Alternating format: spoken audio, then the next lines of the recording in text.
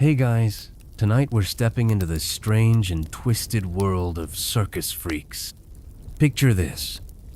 The crowd is buzzing, the smell of popcorn fills the air, and under the big top, you find yourself surrounded by people who are, well, unlike anyone you've ever seen before. It's a world of jaw-dropping oddities, where the line between human and spectacle blurs, and where the weirdest bodies and talents take center stage. But before you get comfortable, take a moment to like the video and subscribe, but only if you genuinely enjoy what I do here. Now, tell me, where are you watching from tonight, and what time is it in your part of the world? I'd love to know. Now, dim the lights, maybe turn on a fan for that soft background hum, and let's ease into tonight's journey together. Let's talk about how it all started. The origin of these circus freak show. Did they come to be the stars of this bizarre world? It's not like people woke up one day and said, I think I'll join a circus and show off my unusual body. No, that would have been too easy. These individuals, many of whom were born with extraordinary physical traits, were often thrust into the limelight by circumstances far beyond their control. In the late 19th and early 20th centuries, the circus became a massive cultural phenomenon. It wasn't just about clowns and acrobats. People flocked to see the strange, the different, the other. And that's where the so-called freaks came in. People with unique conditions like gigantism, dwarfism, extra limbs, or skin abnormalities found themselves being paraded around as the ultimate curiosities. But here's the twist. These individuals didn't always fit the label of being unfortunate or sad. Many were well aware of their uniqueness and embraced it. Take the case of a man named Charles Stratton, better known as Tom Thumb. Born in 1838, he was only 25 inches tall when he was fully grown.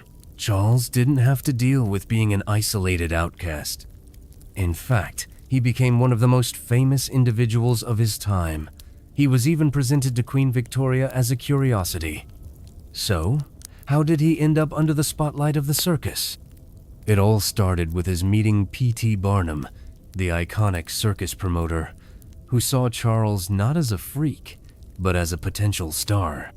Barnum showcased him as the tiny dancer, playing on the curiosity of his height, while also highlighting his talents in acting and singing. Charles, or Tom Thumb, became a household name, and for a time, he was one of the highest paid celebrities in America. This was just the beginning. Others followed men, women, and even children whose bodies or skills defied nature.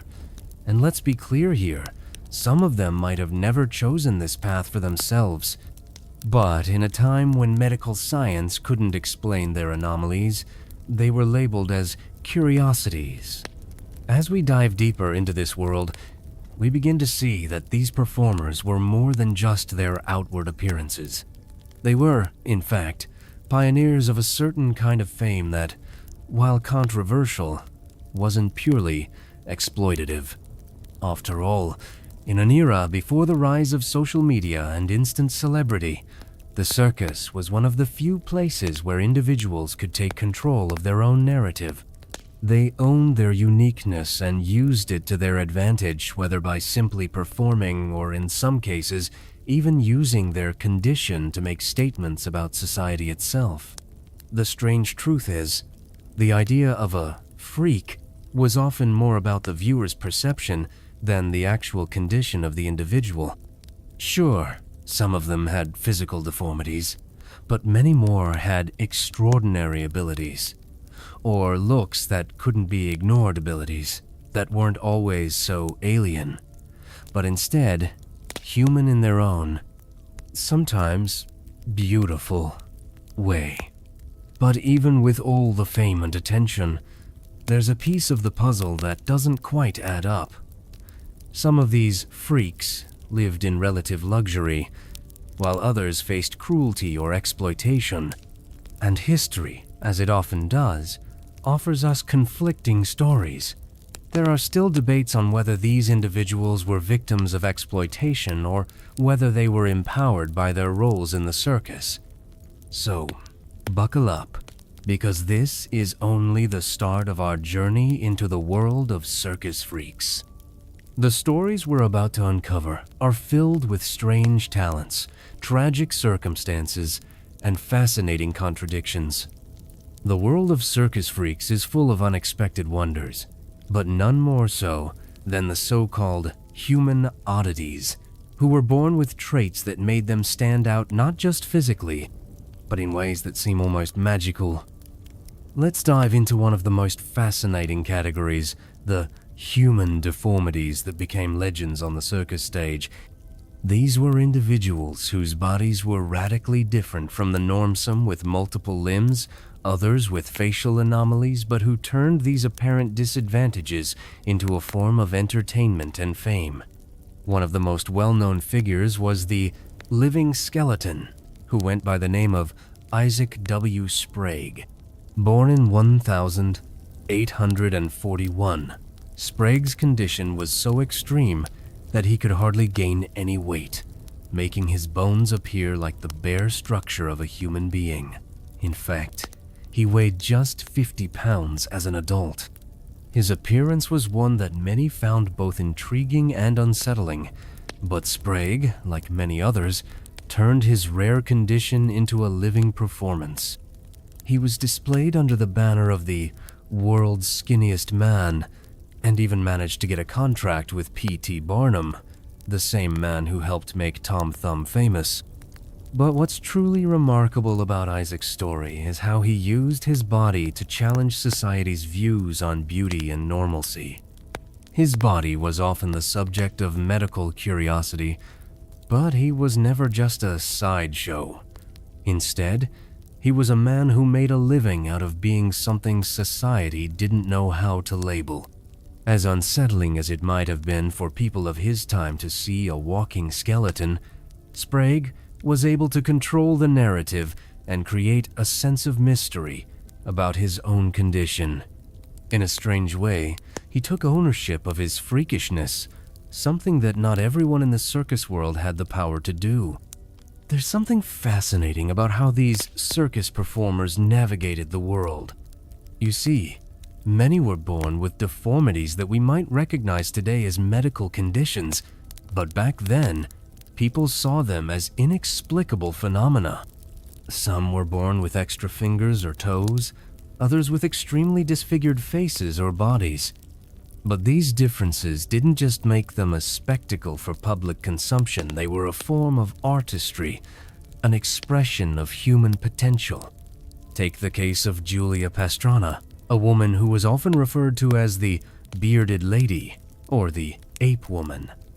Julia's condition, hypertrichosis, caused her to grow excessive facial hair, making her look more like an animal than a human being.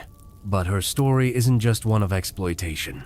Julia was a talented singer and dancer, and she used her performances to display her incredible skill.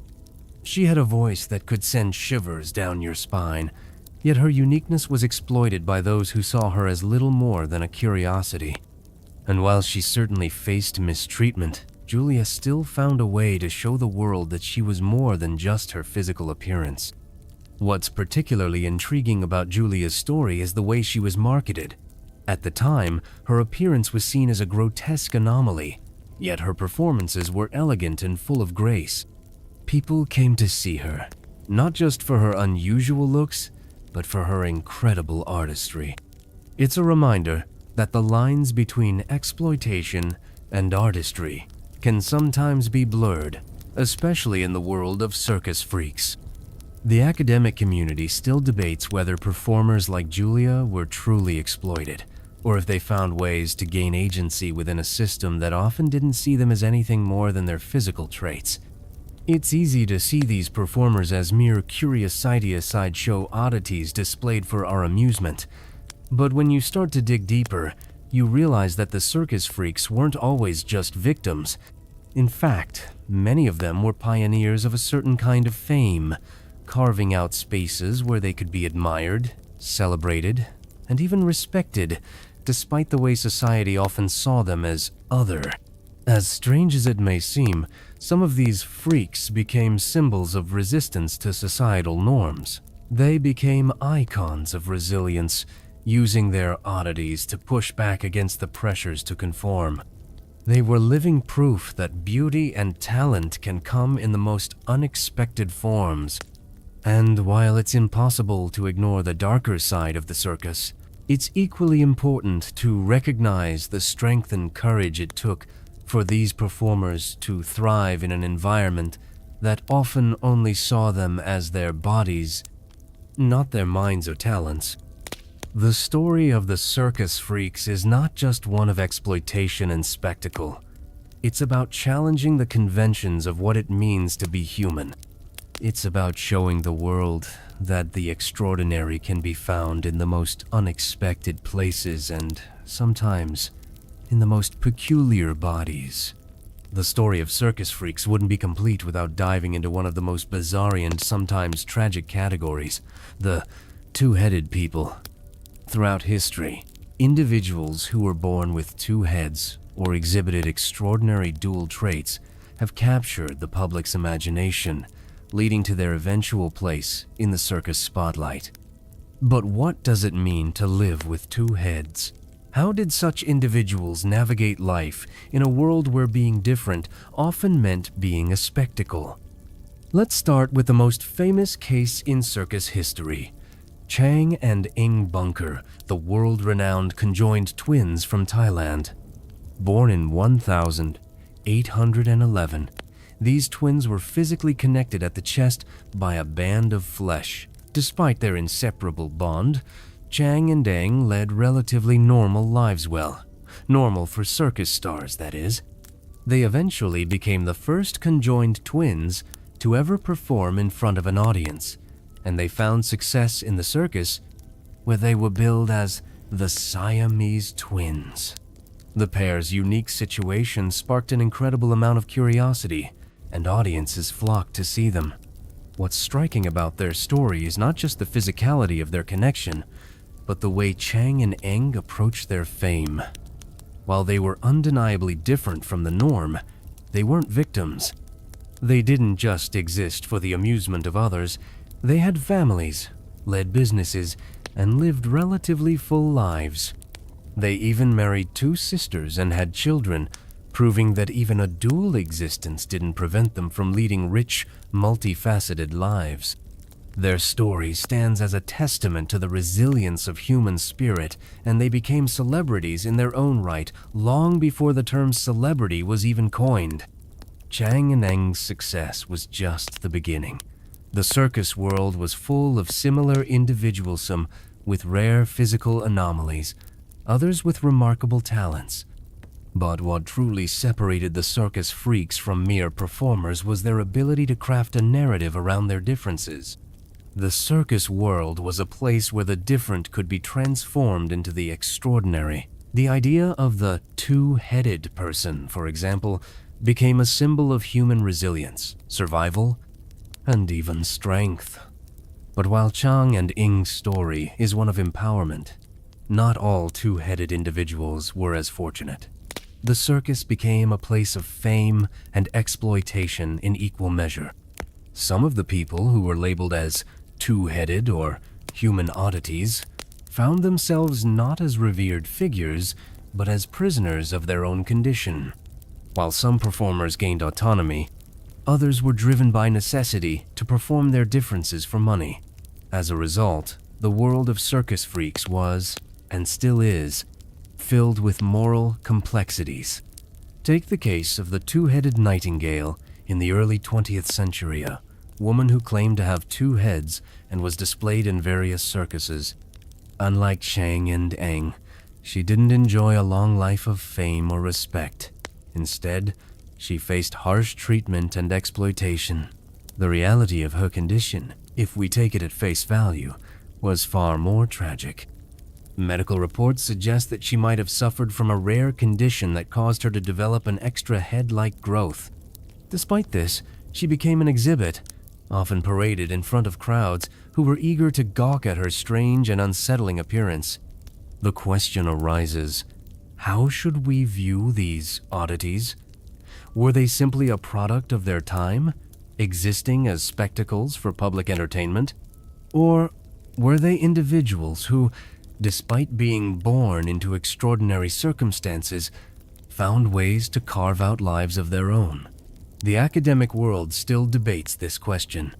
Some believe that the circus freaks of yesteryear were victims of exploitation, used by circus owners for profit, while others argue that many of them, like Chang and Eng, were empowered by their uniqueness, turning their perceived flaws into extraordinary feats. There's another aspect to this, of course, the curiosity that society had about people who didn't fit into the standard mold. In many ways, the circus freaks were pioneers in their own right. They pushed the boundaries of what was considered normal, forcing society to confront its own biases and preconceived notions about beauty, difference, and the human body. The sideshow wasn't just a place for entertainment, it was a place of reflection, even if that reflection wasn't always kind. But one thing is clear: the lives of the circus freaks were never simple. They lived in a complex web of fame, exploitation, and personal agency, and their stories are still being unraveled today. While some were forever labeled as mere freaks, others like Chang and Eng became legends. And even though we now look back with a critical eye, wondering whether they were exploited or empowered, their legacy continues to shape our understanding of what it means to be different. Now that we've explored the world of conjoined twins, let's take a look at another fascinating category of circus freaks: those with superhuman strength. These individuals weren't just strong, they were extraordinary, defying the limits of human endurance and physical capability. Their feats of strength were so mind-boggling that they left audiences in awe, marveling at what seemed like supernatural abilities. But were these strength feats truly superhuman? Or were they the result of extraordinary training and genetics? Take the story of Eugen Sandow, often referred to as the father of bodybuilding. Born in 1867 in what was then Prussia, Sandow was a circus performer whose strength and muscular physique became legendary. His act involved lifting massive weights, bending metal rods, and performing feats that seemed impossible for an ordinary human being. But the fascinating part of Eugen's story isn't just his raw physical power, it's how he used it to shape an entirely new cultural movement. He wasn't just a freak, he was an athlete, a pioneer in the field of fitness, and a businessman. In a time when muscularity was often seen as an oddity rather than a symbol of strength, Sandow's body became a new standard for beauty and health. His physique was celebrated not only in the circus but also in society. He even went on to organize the first bodybuilding competitions, creating an entirely new industry around muscle culture. While Sandow's act was clearly a spectacle, it was also a statement about the power of the human body and the potential for anyone to sculpt themselves into something extraordinary. But let's not fool ourselves. Many of the circus strong men weren't just showcasing their strength for the sake of artistry. They were pushing their bodies to extreme limits for a single purpose: to impress the audience and secure their livelihoods. It's worth noting that the life of a circus strongman was often marked by intense physical suffering. Constant training, heavy lifting, and the need to perform day in and day out took a toll on their bodies, sometimes leading to injuries that shortened their careers and lives. For every Eugen Sandow who turned strength into a cultural movement, there were many others whose strength was both their gift and their curse. Take another iconic figure, Louis Cyr, often hailed as one of the strongest men who ever lived. Born in Canada in 1863, Cyr was known for his incredible feats of strength, such as lifting a platform with 18 men on it and hoisting over 500 pounds with one hand. His strength was so impressive that it's still talked about today, and he was a celebrated figure in the circus world. But like many of the other strongmen, Sear's journey wasn't without sacrifice. His massive strength may have made him a star, but it also led to constant strain on his joints and muscles, which, over time, left him with chronic pain. These strongmen were not simply the product of a genetic anomaly. Many trained for years, perfecting their craft, building their muscles, and developing strength beyond what most people could imagine. It wasn't just about lifting weights, it was about pushing the human body to its absolute limits. And while their feats may seem unbelievable, they were, in fact, the result of hard work, dedication, and an unrelenting drive to be the best in the world at what they did. Of course, there were others who were born with an extraordinary genetic makeup that allowed them to perform such feats. But the line between genetic gift and sheer willpower is blurry, and historians still debate how much of these performers' abilities were innate and how much were a result of intense training. Some argue that these individuals were the product of their time, a time when people were eager to see what the human body was truly capable of. In many ways, these strongmen challenged the very notion of what it meant to be human. Their performances raised questions about the limits of human strength and endurance, and they pushed society to reconsider what was possible for the human body. But at the same time, their lives often reflected the darker side of fame, constantly pushing their bodies to extremes for an audience's pleasure. This raises an important question that scholars still wrestle with. To what extent were these individuals empowered by their strength? And to what extent were they exploited for it? The circus freaks who displayed superhuman strength were both symbols of human achievement and victims of the societal fascination with the extraordinary. They demonstrated that the human body is capable of remarkable things, but they also reminded us that there are limits to how far one can push the body before it begins to break down. As we continue our journey through the world of circus freaks, let's explore one of the most intriguing categories: those with extra limbs. The concept of people born with extra arms or legs has captured the public's imagination for centuries. These multi-limbed individuals didn't just challenge the limits of human biology, they forced society to reconsider what it meant to be human in the first place. Take the case of the famous armless wonder, Laura Decker, who was born with a condition known as Poland syndrome. Laura had only one fully functional arm, yet she became a sensation in the circus world for her remarkable ability to perform tricks that no one thought possible for someone with her condition. But here's the twist. Laura didn't just rely on her single arm to perform. She used her whole body in ways that defied expectations, showcasing incredible balance, coordination, and strength. Her act wasn't about pitying her condition, it was about celebrating her resilience and her ability to perform feats of dexterity that left audiences stunned.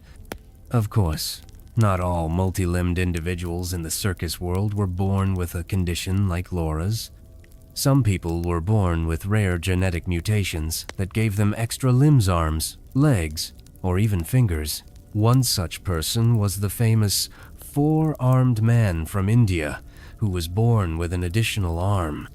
This extra arm wasn't a simple anatomical anomaly.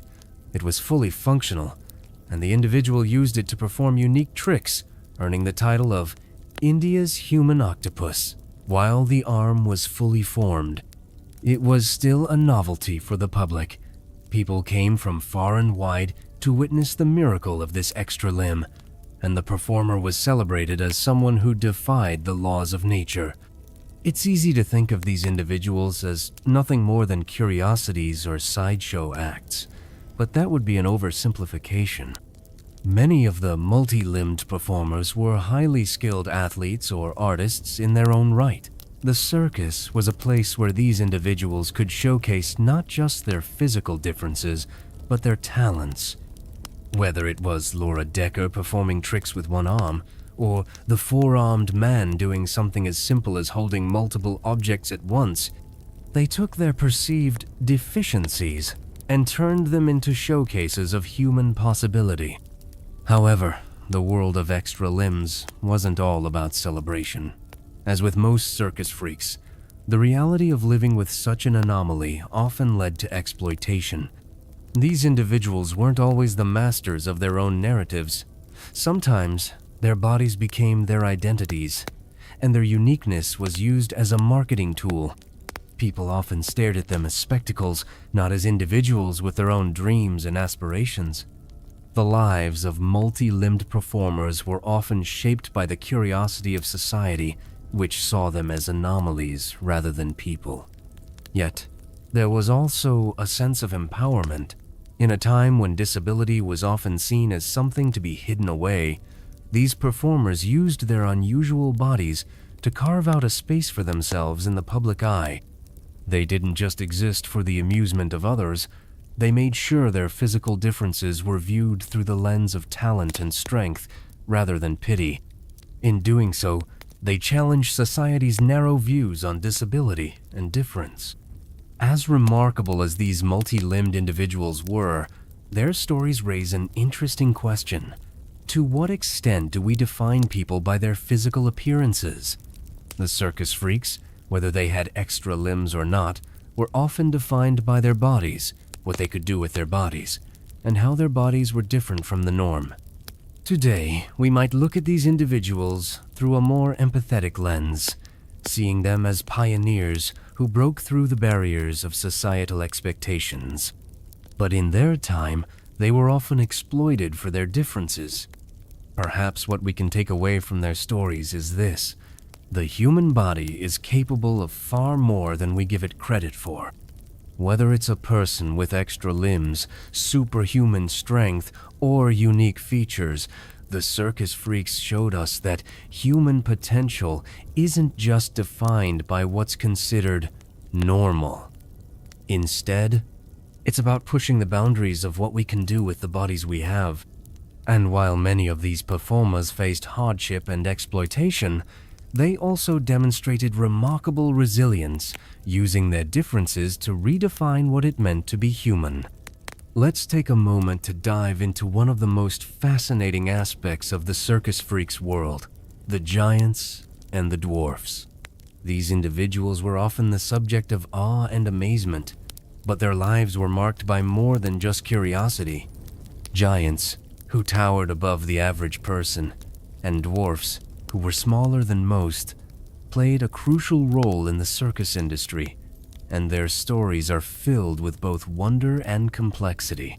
One of the most iconic giants in circus history was Richard "Tiny" Klein, who stood at an impressive 8 feet 7 inches tall. Born in 1918, Tiny's height made him a natural for circus life, where he quickly became the star of the show.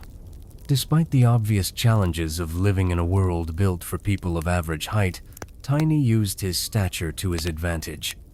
He wasn't just a giant in terms of size. He became a giant in the world of entertainment, performing on stages all over the world. His life wasn't without struggles. Imagine trying to fit into everyday life when you're almost 9 feet tall, but he embraced the limelight, finding success as a showman. However, being a giant wasn't just about being tall. The medical condition responsible for Tiny's incredible height was acromegaly, a disorder caused by an overproduction of growth hormone. While it led to his massive size, it also meant that Tiny's body was in constant pain, his joints and muscles often overwhelmed by the pressure of supporting such a large frame. His career in the circus, though lucrative, was also physically taxing. And, as is the case with many circus freaks, Tiny's story isn't just one of famines, one of health struggles and exploitation, as the world marveled at his unusual size, but didn't always consider the toll it took on his body. On the other end of the spectrum, we have the world of dwarfs, individuals whose small stature became their defining feature. Some of the most well-known dwarfs of circus fame, like General Tom Thumb, were just as famous as their giant counterparts. But their lives were very different. Tom Thumb, born in 1838, was barely 2 feet tall by the time he reached adulthood, yet he became a star thanks to the incredible efforts of P.T. Barnum, who saw his potential. Unlike giants, dwarfs often face the added challenges of navigating a world not built for their size. For Tom Thumb, that meant using his diminutive stature to perform roles that played up his smallness for comedic effect. He wasn't just a sideshow oddity, he was a skilled performer, an actor, and a singer who could hold his own in a performance, commanding the attention of audiences from all walks of life. Despite his success, however, Tom Thumb's life wasn't without hardship. The circus didn't just show off his abilities. It also capitalized on his size, making his body an object of fascination for the public. Tom's talents were overshadowed by his condition, and like many others in the circus world, his true personality and abilities often went unnoticed in favor of his physicality. The lives of both giants and dwarfs in the circus industry often blurred the line between respect and exploitation. On one hand, these performers used their unique bodies to entertain the masses and make a living. On the other hand, their physical differences became the primary focus of their performances, reducing them to mere curiosities in the eyes of many. The question that still looms is whether the fame they found in the circus world was a result of their own agency, or whether they were simply exploited for their physical anomalies. One thing is for sure, these individuals were far more than their size. They faced challenges that many of us can't even begin to imagine. From navigating a world that wasn't designed for their bodies, to dealing with the constant public scrutiny of their every move. Yet, despite it all, they found ways to use their differences as a source of power and success, proving that no matter how small or large you are, you can find a way to make your mark. What's fascinating is that even today, the story of giants and dwarfs continues to captivate our imaginations. We're still fascinated by people who break the mold of the average human form. But perhaps it's time we start thinking less about their size and more about their experiences, recognizing them not just as spectacles, but as individuals who, like everyone else, navigated the world with their own unique challenges and triumphs.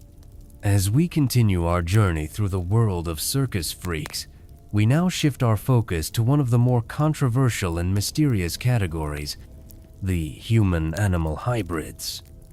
These individuals weren't simply people with unusual features or extreme physical abilities.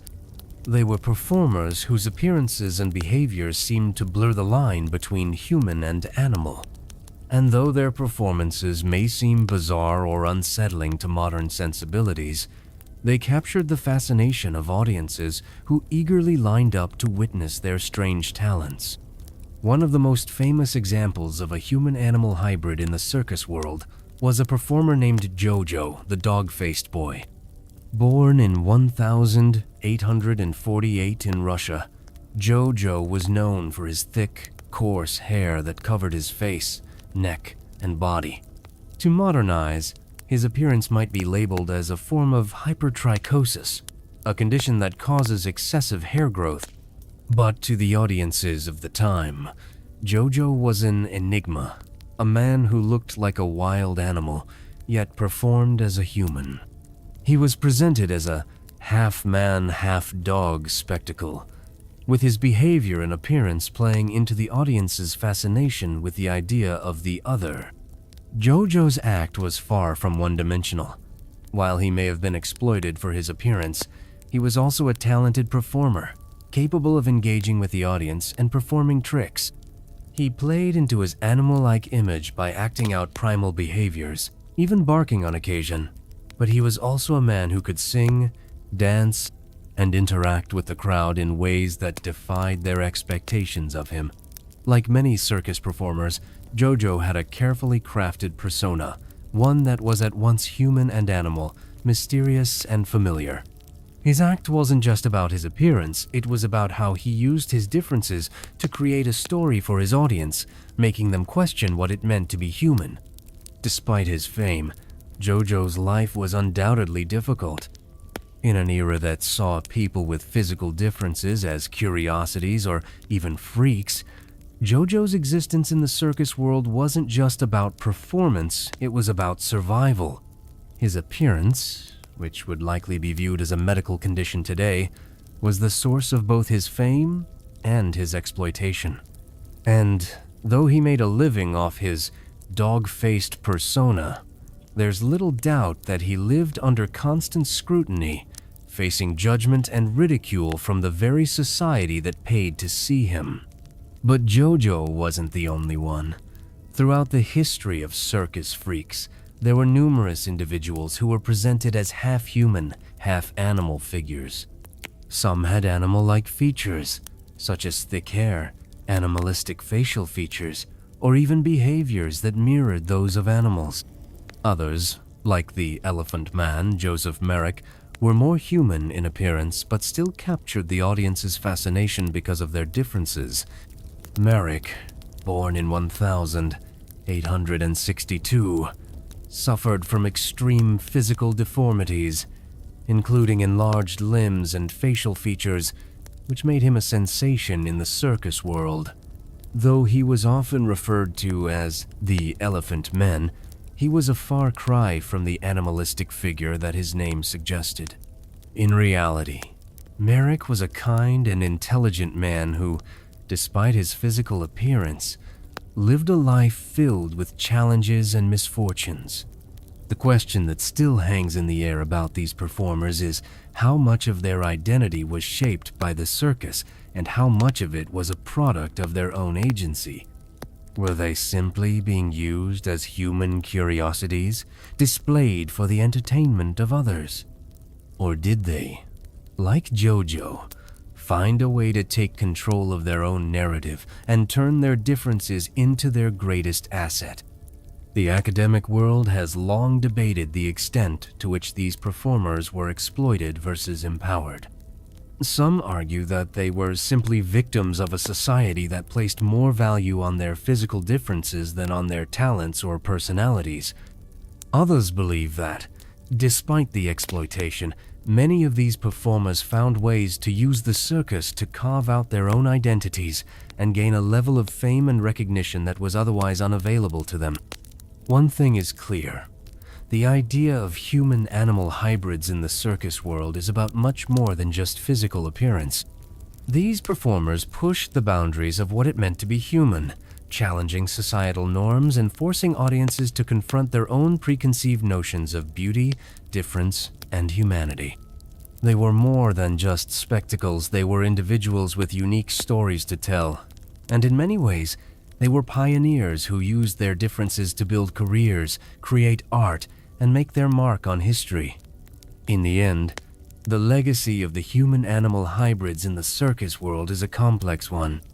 While their stories are often framed through the lens of exploitation and sensationalism, they also serve as a reminder that the circus was a place where difference was celebrated, where people could push the boundaries of what it meant to be human. And even today, we continue to be fascinated by the strange, the unusual, and the extraordinary. Let's take a moment to focus on another fascinating group of circus freaks, the tattooed men and women. In an era where tattoos were far from the mainstream, these individuals transformed their bodies into living canvases, displaying intricate and elaborate designs that fascinated audiences across the globe. Their tattoos weren't just for decoration, they were symbols of resistance, identity, and sometimes rebellion. One of the most famous tattooed performers of the circus world was the Tattooed Lady, from the early 20th century, known by her stage name, Lady K. She wasn't the first tattooed performer, but she was one of the most successful in her era, with tattoos covering her entire body. Lady K became a sensation in the circus circuit, not just because of the sheer extent of her tattoos, but also because of the stories they told. Each design was carefully chosen and often carried personal significance. Some were tribal, others artistic, and some were even inspired by stories of faraway lands and adventures. Her story was one of defiance and self-expression. At a time when tattoos were often associated with sailors or criminals, Lady K used her inked body to challenge societal expectations about beauty and femininity. In a way, she was reclaiming control over her body in a world that often tried to tell women what they could or could not do. Her tattoos were her form of self-empowerment, a way to showcase her individuality in a world that, especially for women, had strict norms about how one should look. But Lady K wasn't alone in the world of tattooed performers. There were many others, including men who turned their tattoos into acts of performance. One such performer was James F. Jolly McCarty, who became famous for his full-body tattoos, which covered every inch of his skin. These tattoos were not only a source of pride for McCarty, but they were also integral to his circus act, as he would often use his body to tell stories, showcase the art, and even interact with the audience. McCarty's tattoos were his identity, and through them, he created an act that was both visually stunning and emotionally compelling. Interestingly, the history of tattooed circus performers is also intertwined with the history of tattooing itself. In the 19th and early 20th centuries, tattoos were often seen as marks of the other. While sailors and soldiers wore tattoos as symbols of their travels or military service, tattooed performers in the circus world were often viewed as mysterious and exotic. Tattoos were a mark of the unknown, something foreign and intriguing to the average audience.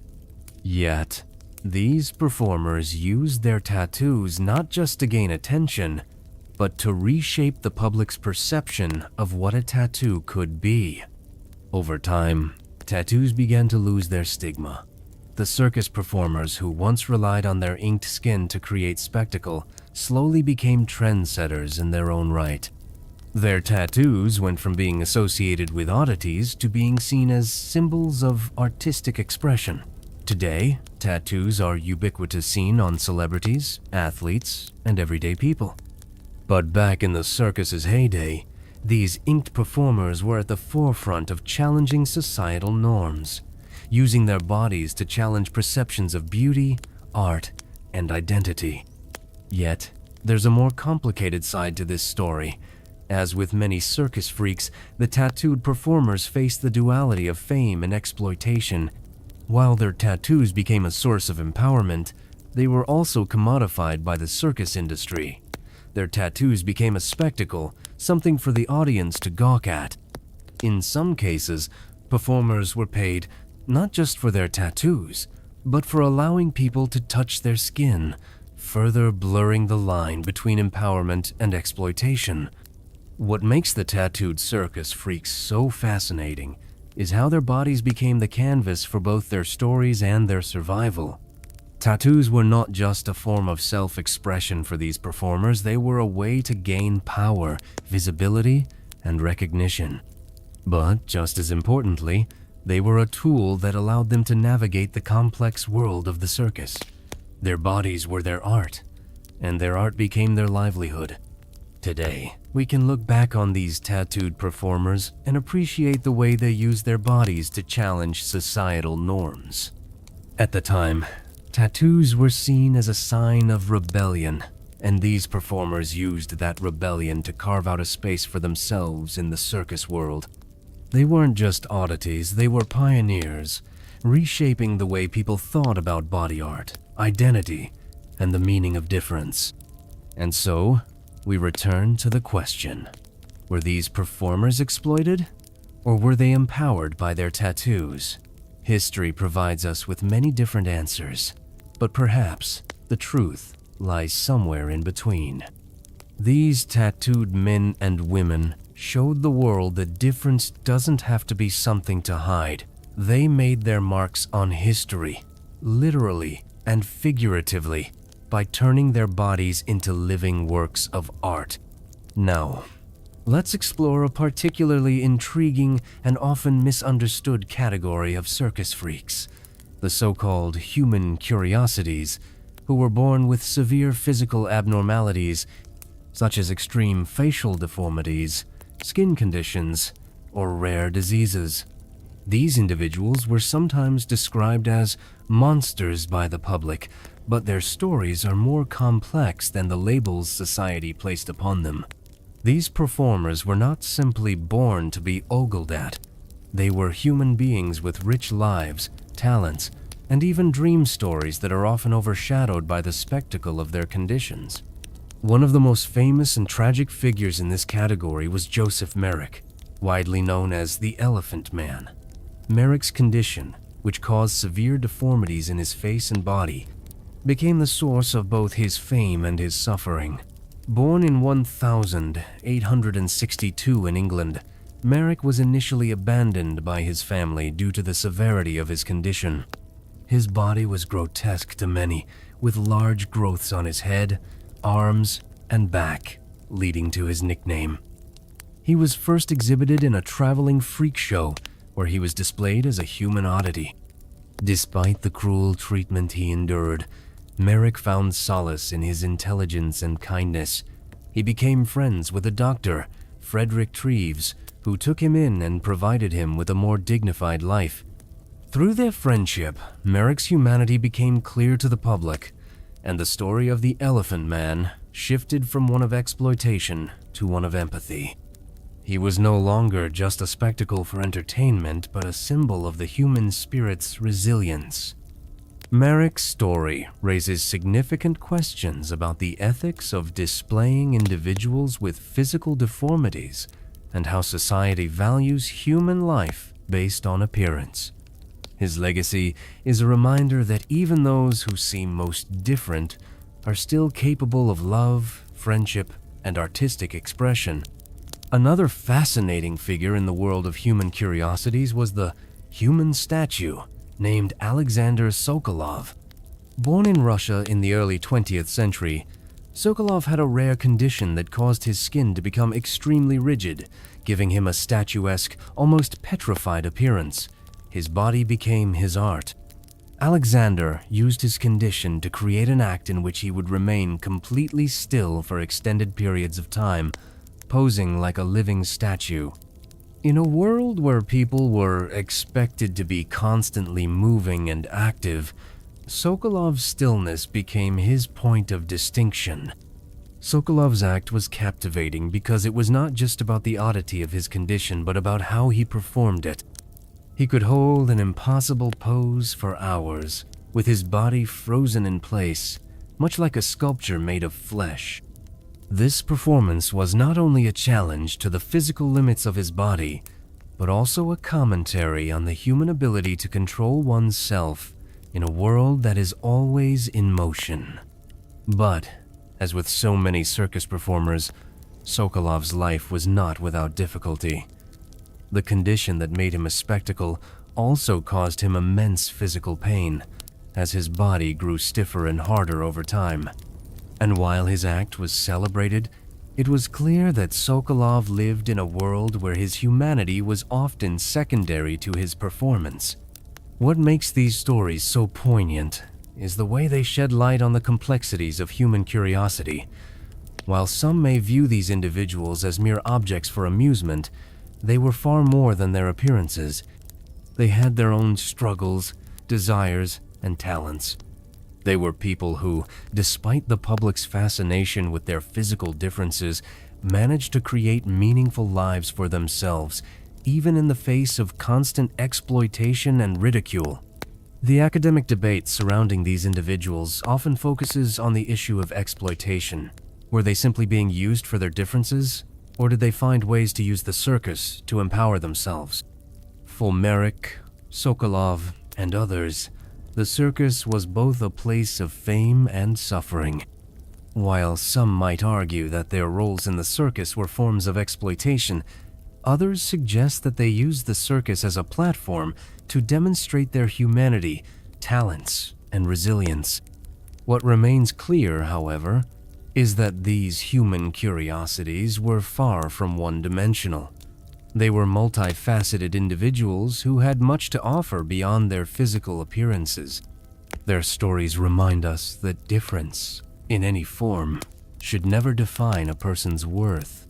They prove that it's not our physical characteristics that make us human, but our ability to connect, express ourselves, and persevere in the face of adversity. So, the next time we encounter someone who is different from us, maybe we should stop and ask, what can we learn from their story? The circus freaks, the human curiosities, and the oddities of history were more than just spectacles. They were survivors, artists, and human beings with stories worth telling. Now that we've looked at the human curiosities and their complexities, let's delve into another fascinating and, in some ways, more controversial category, the living sculptures of the circus. These performers, often dubbed human statues or living statues, used their bodies not just as instruments of performance, but as a medium for art itself. They took stillness to the extreme, becoming living art pieces that forced audiences to reconsider what it meant to be alive and what it meant to be art. One of the most famous of these human sculptures was a performer by the name of Carlos, who became renowned in the circus for his ability to stand motionless for hours on end. His body, sculpted and toned to perfection, was presented as both a marvel of human endurance and a symbol of the perfect human form. Carlos was not just a man standing still, he was a canvas, an object of beauty, a work of art that existed in real time. For audiences, watching Carlos perform was almost like witnessing a living sculpture come to life, a concept that captivated their imaginations. But as remarkable as Carlos's act was, it wasn't just about physical endurance. His stillness, in a world constantly moving and evolving, was a statement. It was a way to challenge the very idea of what performance could be. Unlike other circus acts that relied on constant action and movement, Carlos's performance was an exploration of silence, stillness, and the passage of time. His act asked the audience to confront their own impatience, to appreciate the beauty of remaining still in a world that demands constant motion. It was a daring, almost meditative performance that elevated the human body into the realm of fine art. In contrast, let's look at the human statue acts of the 19th century, which were often more theatrical and exaggerated. These performers were frequently displayed in the context of their otherness. Their ability to remain immobile in a highly visible, exaggerated pose was meant to invoke wonder and awe, as well as a sense of discomfort. These performers often took on the persona of statues or figures from mythology, using their stillness to evoke a sense of timelessness, or even the uncanny. One of the most well-known of these performers was an Englishman named Percival, who was known for his ability to assume the form of classical Greek statues. His act was not just about remaining still, it was about becoming a living representation of beauty, a human sculpture that could be admired and admired again by the audience. While the act of becoming a human sculpture was undeniably captivating, the reality behind these performances was often filled with tension and discomfort. The human body, when forced into stillness for long periods, can become stiff, painful, and strained. Performers who took on these roles were often subjected to physical hardships that went unacknowledged by the public, who were too captivated by the spectacle to consider the toll it took on the human body. Many of these human statues suffered from chronic pain or mobility issues as a result of their acts, yet continued to perform because it was their only means of livelihood. And let's not forget the human cost behind these acts. These living sculptures weren't just making art for the sake of artistic expression, they were also making a living, often at the expense of their physical well-being. While they had the rare opportunity to showcase their bodies as objects of art, they were still working within a system that used their bodies as commodities. The paradox here is clear. These performers were simultaneously creating something beautiful and meaningful, yet their bodies were being exploited for profit. Their stillness, their artistry, became the means by which they could survive in an often indifferent and exploitative world. This raises an important question about the circus industry as a whole. To what extent were these performers truly empowered by their acts? And to what extent were they being exploited? Were they artists using their bodies to make a statement? Or were they simply living art pieces, molded by the whims of the audience and the circus industry? The academic world still debates the ethics of the circus freak show and its impact on the individuals who performed in it. But one thing is certain. These performers, whether as human sculptures or living works of art, used their bodies in ways that defied expectations and challenged the conventional boundaries of performance and art. The living sculptures of the circus were not just about their physical appearances, they were about the stories they told through their stillness, their silence, and their endurance. They forced the audience to question what it means to be alive, to be human, and to be art. And in doing so, they created a new form of performance that continues to inspire and captivate us today. Let's now move on to a category that may strike you as unusual but undeniably fascinating. The extreme flexibility performers, individuals whose bodies could bend, twist, and contort in ways that seemed almost impossible. These circus acts were truly the human equivalent of elastic bands, showcasing flexibility that defied not only the laws of physics, but often our very expectations of what the human body should be capable of. One of the most famous of these human pretzels was a woman named Zazel, who performed in the late 19th century. Zazel had an incredible ability to twist and bend her body into all kinds of unnatural shapes, earning her the nickname the human snake. While her contortions were the highlight of her act, Zazel's talent was not just about physical flexibility, it was about transforming her body into something both beautiful and otherworldly. When Zazel twisted her body into positions that seemed impossible, it wasn't just for shock value. Her act was a display of what the human body could achieve when pushed to its limits, blending artistry with physicality in ways that captivated audiences. The art of contortionism in the circus world is deeply rooted in human history, with ancient performances of flexibility being recorded in various cultures.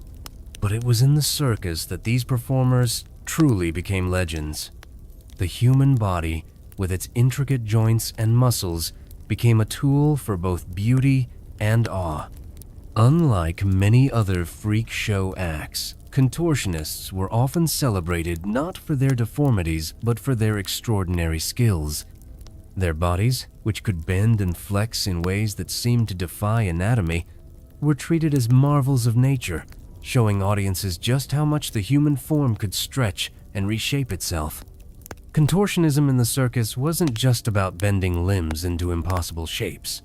It was about using flexibility to create a dramatic performance. Imagine a performer bending backwards until her hands touch the floor, or a man twisting his body into a knot without a single expression of pain. For the audience, it was mesmerizing. It was an act that combined physical achievement with a touch of the uncanny. And yet, behind these incredible feats was a life of intense training, discipline, and sometimes pain. Despite the public's admiration, the life of a contortionist was not without difficulty. Flexibility, when pushed to extremes, comes at a cost. Many contortionists suffered from chronic pain or joint problems as they trained their bodies to perform seemingly impossible feats. The reality of their craft was often more grueling than the audience could ever imagine. Their lives were defined by stretching literally and figuratively. While they showcased the beauty and wonder of the human body, they also lived in constant tension, their joints and muscles strained beyond their natural limits. But here's the twist. Contortionists were often more than just physical performers. They were also masters of illusion, able to create a sense of wonder and disbelief through their movements. The audience didn't just see these performers as people bending and twisting, they saw them as magical beings, capable of defying the very nature of the human body. In many ways, contortionism was as much about illusion and mental artistry as it was about physical skill. The performers didn't just make their bodies move in impossible ways. They made the audience believe that the impossible was possible. While contortionists were certainly celebrated for their extraordinary physical abilities, their performances also prompted broader questions about human limits. To what extent can the human body be trained to achieve feats of this nature? How far can flexibility be pushed before it becomes dangerous? And perhaps most importantly, what does it mean to see the human body as both a marvel of nature and an object of spectacle? These questions are still explored today, both in the circus world and in the broader realm of physical performance. As much as the circus relied on spectacle and extraordinary physical feats, contortionists like Zazel and others pushed the boundaries of what we thought possible. Their performances weren't just displays of flexibility, they were a challenge to the very idea of what the human body could endure and achieve. Their acts questioned our assumptions about human potential, inspiring both wonder and caution in equal measure. In the end, contortionists were more than just circus performers. They were visionaries, pushing the limits of their bodies to create a new form of art tone that combined beauty, pain, and the extraordinary. They didn't just twist their bodies into unimaginable shapes. They twisted our very understanding of what the human form is capable of. Now, let's turn our attention to one of the most unique and often misunderstood categories in the circus world, the freaks of nature, who were born with extreme or rare medical conditions like oversized or abnormally shaped heads, extra fingers, or even limbs. These individuals didn't just possess physical traits that defied convention. Their very existence challenged societal norms about beauty, health, and the human form. One of the most infamous figures in this category was Charles W. Stratton, better known as General Tom Thumb. Born in 1838, Stratton was only 25 inches tall when fully grown. He suffered from a form of dwarfism that resulted in his small size, but rather than hiding his condition, he embraced it, using it to his advantage. When he was just 4 years old, P.T. Barnum, the famous circus promoter, discovered him and turned him into a star. Barnum marketed Stratton as the tiny dancer, highlighting his diminutive size and promoting him as a living curiosity. Despite being small in stature, Stratton had a remarkable personality and was known for his wit, charm, and ability to perform tricks, sing, and act. General Tom Thumb wasn't just a freak show act. He was a phenomenon. He performed in front of royalty, including Queen Victoria, and became one of the highest-paid performers of his time. His success was not just based on his size, it was based on his intelligence, talent, and ability to connect with his audience. His performances were theatrical, engaging, and full of personality. He wasn't just a spectacle, he was a star. His story stands as a testament to the idea that difference, when harnessed correctly, can be a source of power and success. But not all individuals with rare medical conditions found themselves in such favorable circumstances. Many performers born with unusual physical traits, like oversized heads or extra fingers, were often exploited for their differences. These individuals, sometimes referred to as freaks of nature, were often showcased in circuses and freak shows as examples of what was considered abnormal. While some found fame and wealth, many others were marginalized. Their bodies turned into objects of spectacle rather than celebrated for their uniqueness. Take, for example, the story of Joseph Merrick, also known as the Elephant Man. Merrick's case is often cited as one of the most tragic examples of circus exploitation. Born in 1862 in England, Merrick suffered from a severe and rare genetic disorder that caused his body to grow abnormally. His face and body were severely deformed, and he was subjected to mockery and abuse throughout his life. At first, he was displayed in a freak show, where he was treated as little more than a grotesque curiosity. But despite the exploitation, Merrick found a measure of dignity in his life. He was befriended by Dr. Frederick Treves, who took him in and cared for him. Treves helped Merrick find a more dignified life, allowing him to live with a degree of comfort and respect. Merrick's story is heartbreaking, not just because of the medical condition he had to endure, but because of the way society treated him. While he was certainly a freak by the standards of his time, he was also a man with intelligence, wit, and a desire to live a meaningful life. His story reminds us that the way society views those who are different can shape their lives in profound ways. And although Merrick faced exploitation and hardship, he also found moments of compassion and human connection, showing that even in the face of extreme physical challenges, the human spirit can endure. These stories raise important questions about the ethics of the circus and freak show industries. Were these performers truly empowered by their roles, or were they simply victims of exploitation? Some argue that performers like General Tom Thumb, who found fame and fortune, were able to use their unique bodies to their advantage, carving out a space for themselves in the public eye.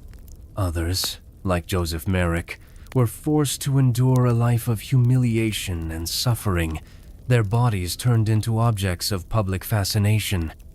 What we do know is that these performers were more than just their physical appearances.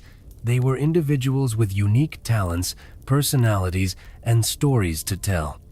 While society may have reduced them to mere curiosities, they were in fact pioneers of a kind individuals who challenged societal norms and forced us to reconsider our assumptions about what it means to be human. The lives of these freaks of nature highlight the complexities of human difference. They remind us that the human body is capable of remarkable things, but also that society's treatment of difference has profound consequences. These performers didn't just challenge the boundaries of physicality, they also challenged our notions of beauty, humanity, and what it means to be truly seen. As we continue to unravel the complexities of circus freaks, it's important to shift our attention to the bearded women, a category of performers who, like the tattooed men and the human curiosities, were both celebrated and marginalized in the circus world.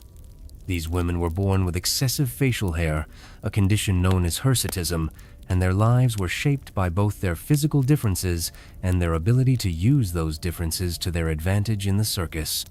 One of the most famous bearded women of the circus world was Annie Jones, a woman who became a sensation in the late 19th century. Annie was born with a thick beard, a condition that made her an object of both fascination and scorn. Her beard, however, became her ticket to fame. P.T. Barnum, ever the showman, saw the potential in Annie and signed her to perform in his circus. Annie's act was not just about her appearance, it was about her ability to turn her unusual trait into an art form. She embraced her beard, showcasing it as a symbol of strength and beauty, and performed with an air of confidence and elegance. She wasn't just a curiosity, she was a skilled performer, and her beard became a part of her unique stage persona. But Annie's story, like so many others in the circus world, was not without complexity.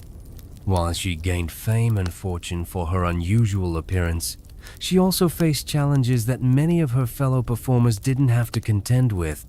The circus industry, for all its opportunities, was also a place where performers were often treated as commodities, their bodies reduced to spectacles for public entertainment. Annie, despite her success, lived a life that was shaped by both her talent and the societal expectations placed on her because of her beard. In a world where women were often expected to conform to certain standards of beauty, Annie's beard was both a source of power and a source of conflict.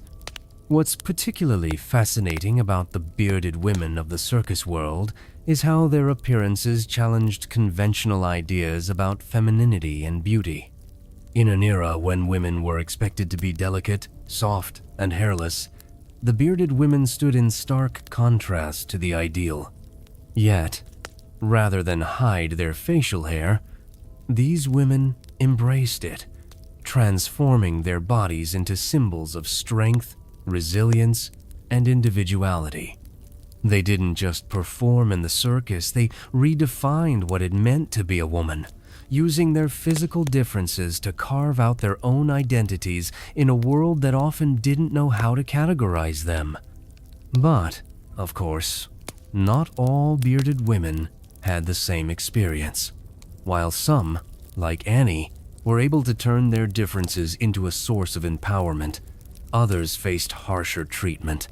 The circus, as much as it offered a platform for fame, also relied on the exploitation of its performers.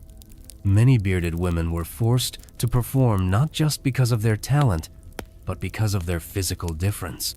Their facial hair became a spectacle that audiences could gawk at, and they were often objectified, their bodies reduced to nothing more than a curiosity to be examined. Still, despite the challenges, the bearded women of the circus world left behind a legacy that cannot be ignored. They were pioneers in the fight against societal norms that sought to define women by their appearance. In embracing their facial hair, they challenged traditional ideas of beauty, femininity, and what it means to be a woman. They were living proof that difference doesn't have to be something to hide. It can be something to celebrate, something that makes you unique and powerful. The stories of these bearded women raise important questions about how society defines beauty and how we treat those who deviate from the norm. While the circus world was undoubtedly exploitative, it also provided these women with a platform to redefine beauty on their own terms. They were more than just oddities, they were artists, performers, and rebels, using their bodies to challenge the conventions of their time. In the end, the bearded women of the circus remind us that beauty isn't one size fits all. It's about individuality, confidence, and the power to embrace what makes us different. They were not just circus freaks, they were symbols of resistance and strength, showing the world that beauty can be found in the most unexpected places. As we near the end of our journey into the world of circus freaks, let's explore a group that was both extraordinary and tragic freaks of fate. These were individuals who weren't born with deformities or unique features, but whose lives were shaped by unusual and often tragic circumstances. Their stories are marked by both fate and the incredible resilience that allowed them to survive and thrive in a world that often overlooked them. One such individual was Charles Tripp, a man who, despite having a relatively normal body, developed a rare condition later in life. Tripp, a man from England, started his career as a strongman in the circus, performing feats of strength and agility that amazed audiences. But in his later years, he began to suffer from a rare condition known as elephantiasis, which caused his body to swell to an enormous size. His once muscular frame became encased in layers of skin and tissue, making him almost unrecognizable from the man he had once been. At first, Tripp's condition was a source of fascination and sympathy for audiences, who saw him as a tragic figure, someone whose fate had dealt him a cruel blow. But what's remarkable about Tripp's story is how he refused to let his condition define him. Despite the severe physical changes he endured, he continued to perform, adapting his act to his new body and pushing the boundaries of what was considered possible for someone living with such a condition. His story is one of strength, resilience, and a refusal to be defined by the limitations of his body. Though his condition eventually led to his early death, Tripp's legacy lives on as a testament to the human spirit's ability to endure, even in the face of fate's cruelest twists. But not all freaks of fate had the same resilience or opportunity. Many individuals who found themselves in the circus were there not because of their natural talents or abilities, but because life had dealt them an unexpected hand. These individuals were often victims of circumstances beyond their control, and the circus became a place where they could find some measure of survival, even if it came at the expense of their dignity. Some were born with rare conditions, while others were simply the victims of accidents or tragic events that left them forever changed. Take, for example, the case of the living skeleton named Isaac Sprague. Sprague was a man whose body failed to grow properly, leaving him with a skeletal frame and extremely low body weight. His condition, known as congenital inanition, made him appear more like a living skeleton than a human being. Despite his frailty, Sprague became a sensation in the circus world, billed as the world's skinniest man. But behind the spectacle of his appearance was a life marked by illness, suffering, and isolation. Isaac's condition left him with constant pain and discomfort, and while he was celebrated as an oddity, he also lived in constant physical distress. The stories of these freaks of fate are both heartbreaking and inspiring. While they were often presented as mere curiosities for the audience to marvel at, their lives were shaped by circumstances that were beyond their control. And yet, many of them found ways to use their circumstances to carve out a life for themselves, even if that life was spent under the spotlight of the circus. Their stories remind us that human beings are capable of incredible resilience, even in the face of unimaginable challenges. But there's a darker side to these stories as well. Many of these performers were not celebrated for their talents or abilities, but for their differences. The circus industry, with its emphasis on spectacle and curiosity, often reduced these individuals to mere objects for the amusement of the public. Their lives were shaped by exploitation, and their identities were often defined by their physical conditions rather than their talents, personalities, or intelligence. The freaks of fate are a reminder that the circus was, and still is, a place of contradictions. It was a space where individuals who were often marginalized by society could find fame and success, but it was also a space where their differences were commodified and turned into spectacles. These performers didn't just entertain, they made us confront uncomfortable truths about beauty, disability, and what it means to be human. In the end, the stories of these freaks of fate remind us that life can be unpredictable and that the body is fragile. Yet, despite the limitations and challenges that life may impose, these individuals found ways to make their mark on the world. Their stories are a testament to the resilience of the human spirit, and they continue to inspire us to embrace our differences, no matter how difficult the journey may be. As we reach the final chapter of our exploration into the world of circus freaks, it's time to reflect on the lasting legacy of these extraordinary individuals. For all the exploitation, suffering, and challenges they faced, these performers also left behind a legacy that continues to resonate with us today. They were not merely subjects of curiosity, they were pioneers who used their bodies as a means of artistic expression, breaking boundaries and redefining societal norms. Their lives, filled with contradiction, serve as a powerful reminder of human strength, resilience, and the power of identity. What is perhaps most fascinating about these circus freaks is how they redefined the idea of normal. In a world where difference was often seen as a flaw, these performers took what society saw as their greatest shortcomings and turned them into their most powerful tools. Whether it was the tattooed men and women who transformed their skin into living works of art, the bearded ladies who defied traditional notions of femininity, or the giants and dwarfs who turned their physicality into acts of strength and beauty, these individuals demonstrated that difference was not something to be ashamed of, was something to be celebrated. Take the example of the living statue performers we discussed earlier. These individuals didn't just create art with their bodies, they made their bodies the canvas. They showed the world that stillness, silence, and even pain could be forms of performance, turning what could have been seen as physical limitations into a medium for deep artistic expression. Their ability to transform their bodies into living works of art continues to inspire modern-day performers who use their bodies to push boundaries, just as these circus freaks did. But perhaps the most enduring lesson we can take from their stories is that of empowerment. Despite the exploitation they often faced, these performers found ways to use their unique bodies to create meaning.